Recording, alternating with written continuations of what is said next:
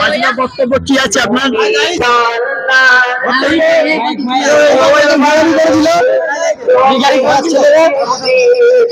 ভিখারি করে দিল বললো, ভিখারি করে দিচ্ছে আমাকে মারবো।